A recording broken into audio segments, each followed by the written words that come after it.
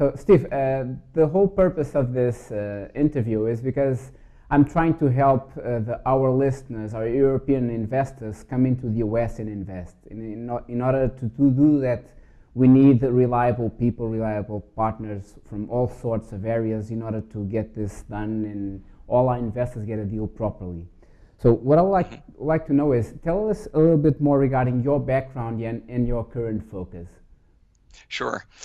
So I am a commercial real estate broker specializing in two categories: multifamily in East Tennessee, and as well of every size, by the way. We do small ones, small properties, even duplexes, but we've Okay. also worked on hundreds of units, properties containing hundreds of units. We've also been involved in the land finding for ground up construction, 100 units up to Okay. 200, 300 units. And our second category is single tenant net lease properties, triple net, sometimes people Okay. call them. Yeah. So those are the two areas, and the two really go together because investors sometimes want to balance their portfolios of operational properties and non-operational properties, or they sell their operational property and want to get into something passive like a net lease. Okay.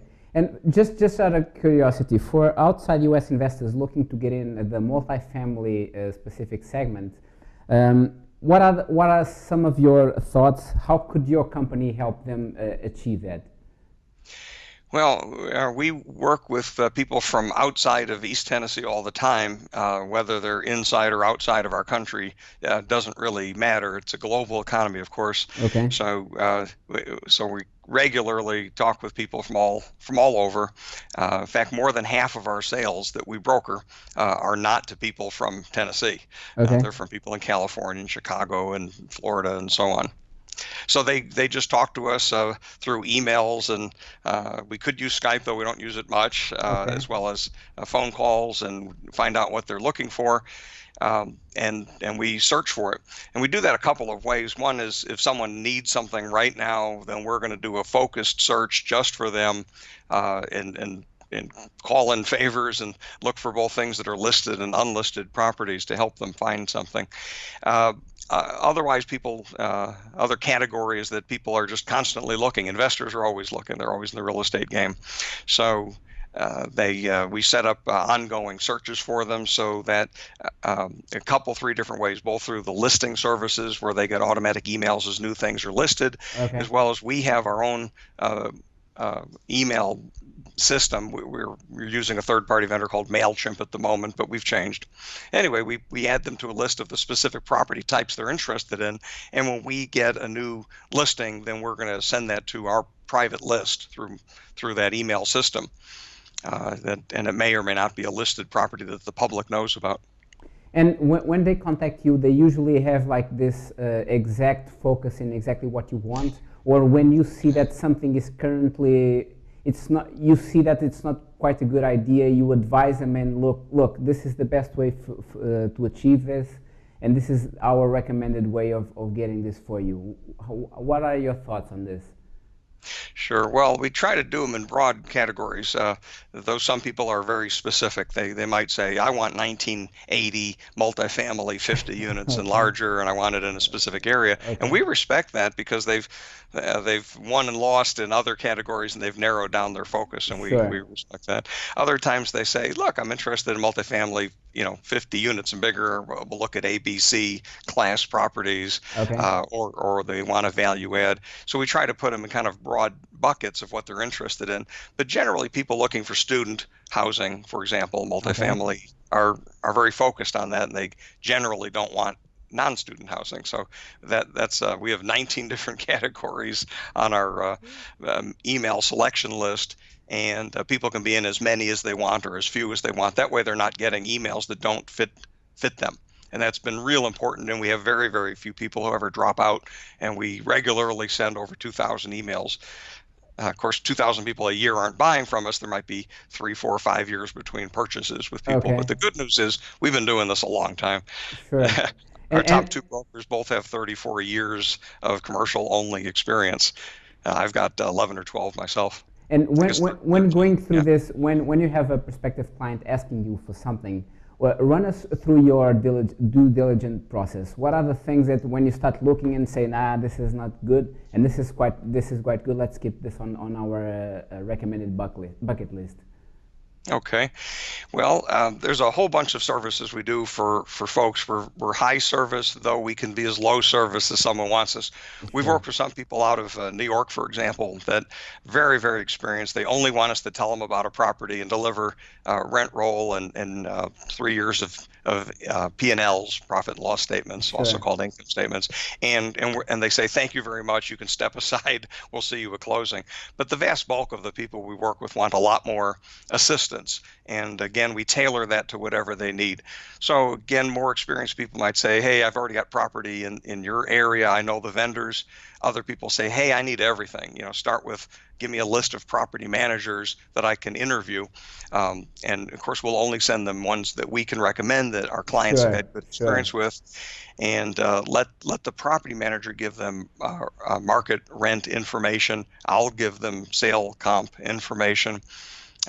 We can help them find appraisers and surveyors and all the other trades needed uh, to help them out. Though, with typically lending, if they're going to get a lender, the lender has to arrange some of that stuff. But many out-of-state people are just buying for cash, and so they just need us to find vendors that'll work for them.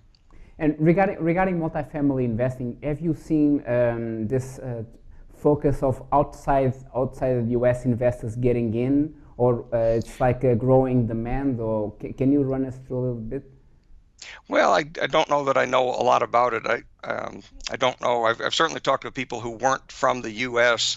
But have moved here. So I don't know that we've made sales to folks outside of the Okay. U.S. But I really don't think it would be much different. As long as they comply with, when we Sure. Sure. reveal that they're from out of the country, I don't think it makes any difference. Okay, so but you have seen a lot of outside of the U.S. investors coming in, or do you think it's kind of a small niche and the majority of the investing comes within the U.S.? Well, I can only speak to our experience, and in Sure. our experience, we're mostly seeing just U.S. people. To Okay. be clear, we haven't closed a sale to a buyer from out of the country. Yeah. Okay. Gotcha. And regarding properties, what are the type of properties? U.S. I suppose you are an investor as well, right? I absolutely, yeah. Sure. What are the type of properties that you look at? It's like a value add. You focus on triple nets. What are you? Well, for me, I've done a range of things. I grew up in a family that's done this for years. My dad did syndications for 40 years before he Okay. passed away a few years ago. So I kind of grew up with it. My dad liked mobile home parks and office buildings, single tenant net lease office buildings to Okay. like a bank or to ITT Technical Institute, things like that. He did some strip centers and other things over his life. In my experience, I'm working as a full-time commercial broker for other people. At the same time, if I find a good opportunity, I've done small property investing in multifamily. I've got about half a dozen different properties in different states. I've got them both in Sure. Tennessee, Colorado, and Atlanta, Georgia. In addition, I've built ground up net lease properties because we do some site finding for some national tenants, retail tenants. So, for example, Okay. Napa Auto Parts is a huge company, over $10 billion a year in sales, and I've been involved in either site finding or even the ground up development of multiple sites.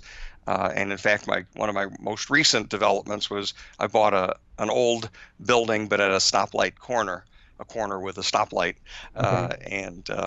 and renovated that building uh, and leased it to Napa under a 5-year lease with the renewal options. So Gotcha. that's a personal investment. And I'm under contract now for a single family flip uh, property where I'm buying the property. I'll renovate or update it rather, and then put it right back on the market, hopefully in about 3 months. And just tell me one thing regarding. Let's say we started. You send me a property today. I really like it. What's the usual time from kind of starting to look at it and to the actual closing of the property? In your experience, what is the usually the timeline that it takes in order to get the deal done? Well, the answer is going to be very varied depending on what category we're talking about. Okay. The gross range is the quickest we generally have closed is about 30 days for all cash, Okay. simple sales, and the longest has been well over a year, but that would Okay. be ground up development where they had to get all of what's called entitlements, the Sure. zoning and Sure. plan approvals and things like that. So on a typical multifamily, where again, depending on the size of the property and the experience of the buyer and whether or not they're getting a loan, the most common is 45 days of inspection period, also called due diligence, with a closing 7 to 10 days after that. So in that 45 days, the way we write the contracts, and of course, we don't have to write the contract. The buyer can Sure. get his Sure. own attorney. But in Tennessee, um, we do title company closings, and the realtors often write the contracts. The seller can, excuse me, the buyer or the seller can modify it as they see fit, and that's easy Okay. enough to do. We don't have to bring in a lawyer on most of our deals. Sure. There isn't even a lawyer.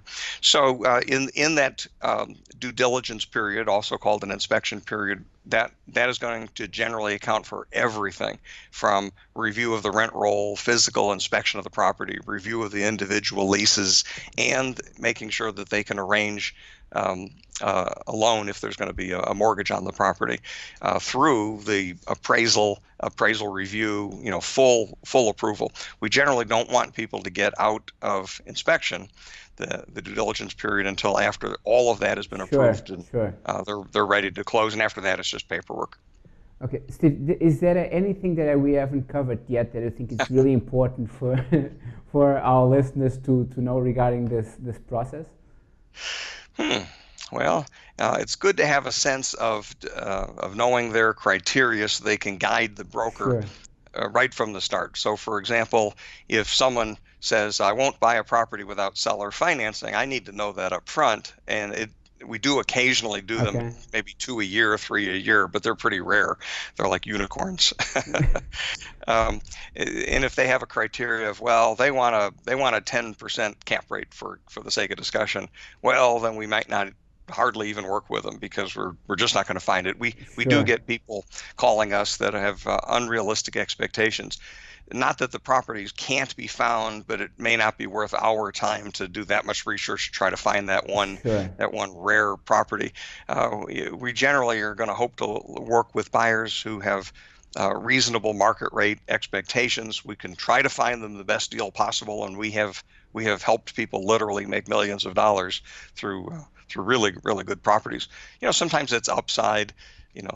Find a good broker who actually listens and knows the market. Working with a broker from outside the area is not going to know our area. That can cause problems. So you're saying, because I'm taking my notes here because this is important just to get this right. So the more specific someone when you reaches out to you, the better, because you can narrow your focus regarding what they want. Is this what you're saying?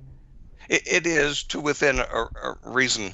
If they can get too specific, there's very only be one property like that. Hopefully, they're Sure. going to give us a broad range. Sure. They'd like a property at 9% cap rate or Sure. low, Sure. Of or course. between 6 and 9 or 7 and 9% cap rate, and that they'll be interested in a property between $500,000 and $2 million, whatever the range they can give us. Then we Okay. can quickly tell them whether we're likely to be able to find one, or whether it's not likely, and what geographic regions they'll go to. If they'll go, for example, if they want to stay within certain counties, or if they're willing to look anywhere. For example, in our area, East Tennessee. Now we'll do multifamily properties generally in just East Tennessee. That's where we know what we're doing. Okay. Within about a 2-hour driving range from here. But when it comes to net lease properties, we've presented properties from all over the country because that's far less geographically specific. Okay. We're still going to investigate the area for the buyer, but we don't have to know that neighborhood quite as well, and we'll investigate that as well as possible. We've met people at the airport, picked them up from their plane, driven them around, even in other cities. We'll fly there as well and go take them to the property, and then bring them back to the airport or hotel. See, So we'll really handhold people, take care of them. one of the things that I really like regarding your site, because I kind of nose around a little bit, I like when you were showing exactly what an investor needs to know, because one thing is the performer, the other thing is the actuals. Unless you are not using your brain, of course you need the actuals, because you need to know exactly what's going on in that property. And it's a good sign when you look at a broker and you immediately showing the actuals of a property. You can tell it's a person that is worried that you get the right information. So this is really critical for you to have that on your website. Oh, good. Yeah, we work hard at it. Depending on the size of the property, we'll do different levels of detail. But even if on a property where we have low amount of detail, we'll Sure. still investigate it for the party. Steve, unless there's anything else, how can our listeners get a hold of you? Well, email, phone call, texting, any of those methods. So if they start by going to our website, www.gprknoxville.com, Okay. and that's GPR is for Goldman Partners Realty. And then our town that we're in, Knoxville.com. They can call us in the U.S. at area code 865-444-3240. That's our main line. Okay.